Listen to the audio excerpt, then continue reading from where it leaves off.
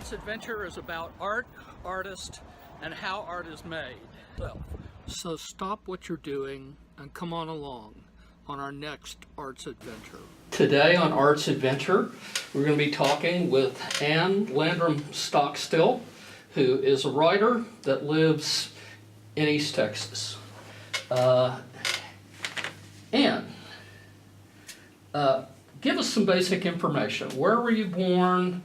Have you been married? Do you have kids? That kind of stuff. Okay. I was born in Opelika, Alabama, and lived there until I was about 5, and then my parents moved to Tyler, and I grew up at Tyler and went to John Tyler High School and TJC and so forth. I've been married 3 times, don't have any children, but that's basically it. I've lived here in East Texas most of my life. Dad's brother was a tax assessor and collector here in Smith County, and he talked my dad into moving to East Texas to be closer to the family and stuff. Okay. Why did you start writing? I really started writing as therapy, going through different kind of tragedies or going through different disasters in my life, or whatever you want to say, or traumatic experiences. I've been in several car wrecks and went through a divorce that was kind of devastating. Anyway, it just kind of happened. It started flowing, and I just enjoyed it. I write down my thoughts and feelings and put it into poetry, basically. So what attracted you to writing as opposed to some other type of art? Well, basically, I had been an English major in college and actually taught English in middle school and junior high, and I always loved to teach kids to write. Really enjoyed it. I had taken some art courses when and I think I did some art in high school and maybe at TJC, and I was okay at still life, but didn't feel like that was my calling. I've written poetry. In my poems, I like to have them illustrated so that people can kind of understand what you're trying to convey. Then I've written children's books. Right now I'm writing an adult, I guess it would be kind of erotic thriller in a way.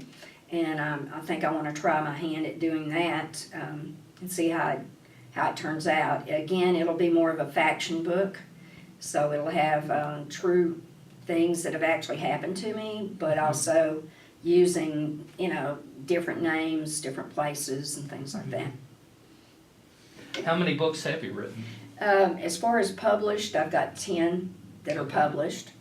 I've got 2 more poetry books that are written, waiting to be published. I've got 1 children's book that I've just about finished, and then I'm working on the adult novel. Okay. A lot of people want to know, how did you get published? Let's start there. Very hard. It's hard to find somebody, and sometimes you kind of luck into it. When I first started out, I really put most of my poetry on Facebook, and I joined different poetry groups. And through the poetry group, I met a Brian Wixon, and Brian Wixon is Canadian, and he had a publishing company. So he was helping a lot of beginning poets to just start out, and he published for free. He didn't charge you anything, but you didn't make any money really at it either. That was my first start. And then I happened to take my books. There was a public library in Longview. They were having a book signing, and they let local artists could come and bring their work. And so I signed up for that, and while I was there, I met Evelyn Byrne, who is the owner of White Bird Press, and she is a Texas-based publishing company. And so she looked at my work, and she agreed to publish, and she published these 5 books that I've got here. And then from there, as far as the children's books and everything, I went to Firebird Press, which is out of Colorado, and I actually met Susan, who's the publisher, and we've done work together, and I'm writing for her magazine right now through a friend. So there again, it was just like, it's kind of a chance thing. Now, if you really want to, like for my books I'm writing now, if you want to get another publisher that's well known, it's a lot of work. You have to write query letters, and send your bio. You have to take a lot of rejections. You research kind of what these different companies want. Some of them will not publish poetry at all. Some are looking strictly for children's books. Some, don't like that. So you have to determine which publisher is really best for the type of work that you want to do. Mm-hmm. And then you have to find out who, some agents maybe that you can approach and send your work to them. And then from there, hopefully, they will get your work to a reputable publisher. Did you ever use the writer's market? Yes, I have. Did you really? Yes. Yeah. Do they even still do that? Yeah, they Is it do. online now? Yeah, but actually there's a book that I've bought that you can purchase different books, and they'll have Right, a list of publishers and agents and kind of what they're looking for, so that helps. You want to show us the books and tell us what the titles are? Well, this one is Coyote Creek Ranch, and this is the one that I decided I would make it a series. Okay. And all of these are true stories, and there'll be a book 2, there could be 3, 4, 5, however many animals I've got. So that's basically what that one is. Okay. And those are children's? It's a children's book, book. but it's also got things for adults. It also teaches lessons on how to raise different types of animals, and so it's a combination of both. Okay. The Perfect Prince, this is the one that I was watching Fairy Magazine and actually got the idea from models in a medieval castle. And The Perfect Prince, it's a story about a princess that's looking for true love. And this one is the Priscilla's Journey. And Priscilla is a little dog that, living at a ranch. A lot of people throw their animals out, and she was a dog that someone had left. Tyler has a group called Pilots for Paws, and they actually fly these animals to different rescue groups all around the country. And this particular group was going from Tyler to Border, Texas, and at Border they changed planes to go to Colorado. And I had told them that Priscilla was a very shy dog. She doesn't like men. In fact, her new owner was going to be a female that I had talked to on a regular basis. And when they got to the airport, they put her on the ground and she escaped. So she was basically gone for about a week. And they tried to get me to come, leave my job and come down there and try to find her. And I told them I would do so on the weekend, that I couldn't leave I had so many appointments, I couldn't go to in the middle of the week. So she was there for about a week with them seeing her every once in a while. She'd come back to the airport. They tried to trap her. They didn't have any luck. So I flew down and actually started looking for her. And with the help of a psychic, we actually found the dog, and it's a true story. Probably my very first book of poetry was this one. It was Painted Dreams. And Painted Dreams just came about with me. A lot of times I would drive with my job. I'd drive 300 or 400 miles a week, or sometimes even a day. And a lot of times you'd have to wait for people to get home, or you would stop somewhere to have lunch. And just thoughts would come to me about the type of work. This has poems about my work. It has poems about road trips, nature, just a little bit of everything. Christmas poems. This is a combination of everything. Sunset Inn was another book that I wrote, but this is more whimsical, and it's basically it's about mermaids and sunken ships and treasures and the Amazon rainforest and Lady Godiva and just a lot of fun topics. Out of the darkness into the light. And this is one, as we live our lives, we have people that come into your life and they stay for just a short period of time and then they're gone. You have others that stay for a while, and as long as their needs are met, they're there. And then you have a few friends that are there forever. And so it's a journey of between all the different emotions you feel with people. Some bring a lot of happiness and joy, and others bring a lot of sorrow and depression into your life. And it's how to cope with these. Shades of Red is really kind of an emotional book about love and love that you have presently, love that you've had in the past. So it's a lot of romantic type poems and things like that. And this one, Neon Lights and Drinks After 5, I wrote it just playing around trying to find poems that could actually be used for country western songs and just for fun. So that's what it's got in, a lot of kind of things that I hoped would catch somebody's attention and could be made into a song. What is or has been your biggest struggle or obstacle in writing? In writing? Mm-hmm. I think it's finding a following of people, people that enjoy your work enough to actually buy books. What I've found in today's world is that most people don't buy hardback books anymore, which I enjoy doing. All of my children's books are, so far with the exception of one, has been true stories. I have a book called Coyote Creek Ranch, which it's a series of stories about animals that I own at the ranch. And I had, like, for example, a horse that was attacked by a panther. We do have black panther here in East Texas. And it was a story of her survival and me really rehabilitating her, where today you can ride her again. So the first book has 4 stories in it, and I continue. With my next book, I'll have another 4 stories, and all of them will be true stories about animals at the ranch. I wrote one that's a fairy tale, and it was basically, I was watching Fairy magazine, and they had a video of some models at an old castle. And it was a medieval castle in England, and it was just beautiful, and they were dressed in medieval clothing and so forth. And I got the idea for The Perfect Prince from actually watching them. And then my third one was Priscilla's Journey, and it's about a dog that was going to be adopted in Colorado with her puppies, and she got lost in Border, Texas. And I had a psychic that actually helped me find the dog and return her back to me, and I've still got her today.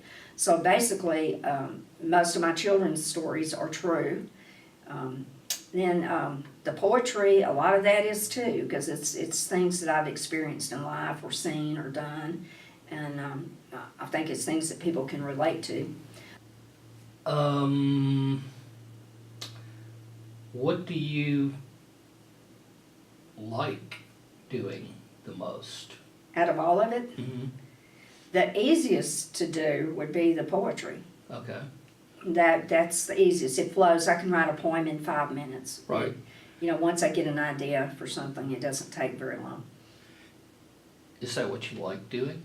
Yeah, I enjoy doing it. Okay. The second would be, but the hardest would be the book I'm working on right now. Now, I wrote one, it's called Behind Closed Doors with my editor, and it was about narcissistic, psychopathic personalities, and it involved the men that we've been involved with. Right. And the different problems that we had with them, and also how women can recognize certain traits and characteristics in these people. And we also incorporated stories and poems with that, you know, that illustrated abuse and so forth. And that was kind of hard to write when you're writing about things that have actually happened to you that were not very pleasant. The book I'm writing right now is a little difficult because I'm having to do a lot of conversation, and I'm having to write it so it's believable and be careful that I'm adding fact and fiction to it. And so it's made it a little bit, taking me longer to write than when I thought it would. Okay.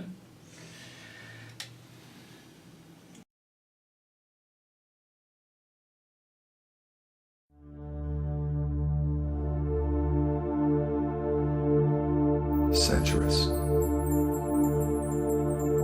Written by Ann Landrum Stockstill.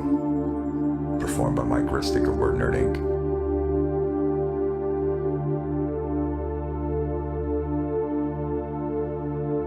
Sensuous. As the feel of silk on bare skin. Seductive as your soft lips explore and taste mine. You have me under your spell. Tempting me, taunting me, making me want more. Laying here looking into your sexy eyes, wondering what new games you have in mind. Sumptuous as your voice, low and rich, whispering words of love and devotion. How bask in the luxurious power of your touch. Knowing where you're going with your tongue, gratifying me physically, sexually, explosive. Hours seem like minutes as time stops. And I still want more, like an empty vessel. I need to be filled by your love. Timeless, lasting, unending need for affection.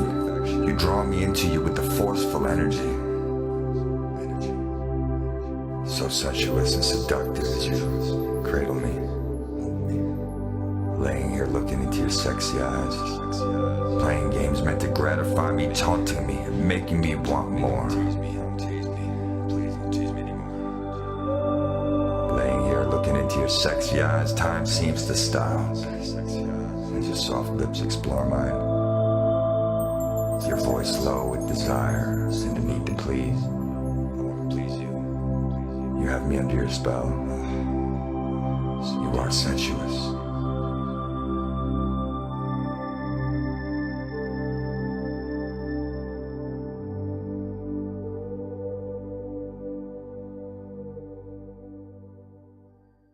When you touched my hand and your lips caressed mine, were you thinking of me? When you danced holding me close, your breath on my cheek, whispering sweet nothings, were you thinking of me? When the lights were low, soft romantic music playing, as you lay close to me, were you thinking of me? When we talked about travel and made future plans, were you thinking of me?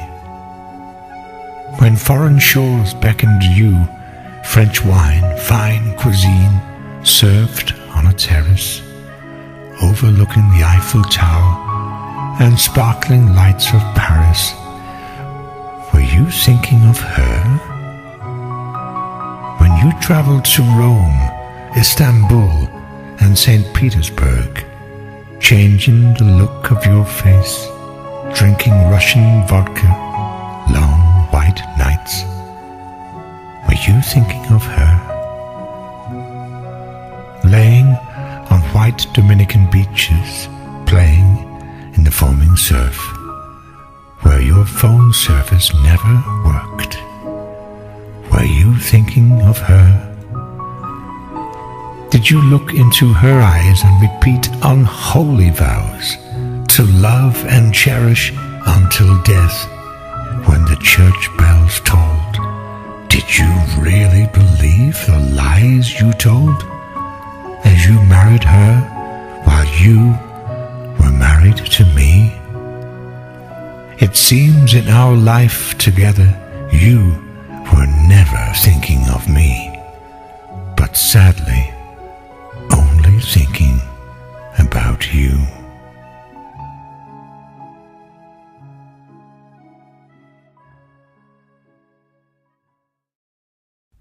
Touch me softly across my troubled brow.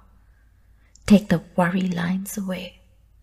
Touch the backs of my hands and caress my neck, removing the tension and stress of the day.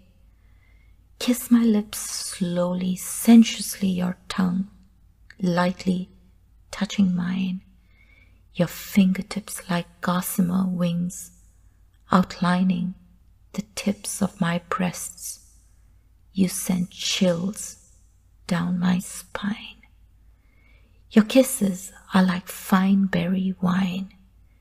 You cradle me close to your warmth to take the chill of the evening away. Your body enfolds me like a soft down coverlet. Your breath in my ear is warm and comforting. I feel your hands running their course across my back. You entwine your fingers in strands of my long black hair. I smell your maleness as I rest my head on your chest, your heart beating in time with mine. Some things are seemingly priceless. Love is one of these. Frequently it is tossed aside carelessly to embrace worldly things. Caress me softly, kissing my lips as you move in rhythm with me, in a timeless ritual as deep as the wind-tossed sea. Does it ever run through your mind all the wounded lovers you left behind? Do you ever think about the mistakes you made, all caused by the wicked little games you played? Do your dreams keep you warm at night? Couldn't do what you do to others' lives and move on just like the rolling tide? Do you ever reflect on the broken hearts you left behind in your wake, while you preyed on unsuspecting lovers like a preening drake? I suspect you have no clue about all the gifts of love that were bestowed on you. One day you'll be old and alone, nothing but memories to keep you warm. How will it feel on your dying day with no loving arms to send you on your way? Heaven's gates will close and you will read earthly sins revealed like a sea of salty tears. So as you close your eyes tonight, may your dreams reflect all the broken promises that you smugly have made, your mind envisioning one by one the broken hearts and lives of the lovers you left behind. Somewhere in time, you and I lost the feeling. You were my everything, and I loved you more than just about anything. Neon lights, big city, life in the fast lane became your passion more than my things. You just lost my ring and my name like they didn't mean anything. Country living lost its appeal, along with my country ways. Quiet nights, looking at the starlight, birds singing their morning songs. You became disenchanted, and then you were gone. Sitting here in my rocking chair, watching the world go by, you in your tank top and short shorts, just setting the stage on fire. Center stage, nightclubs, pole dance. Somewhere in time, you and I lost the feeling. You were my everything, and I loved you more than anything.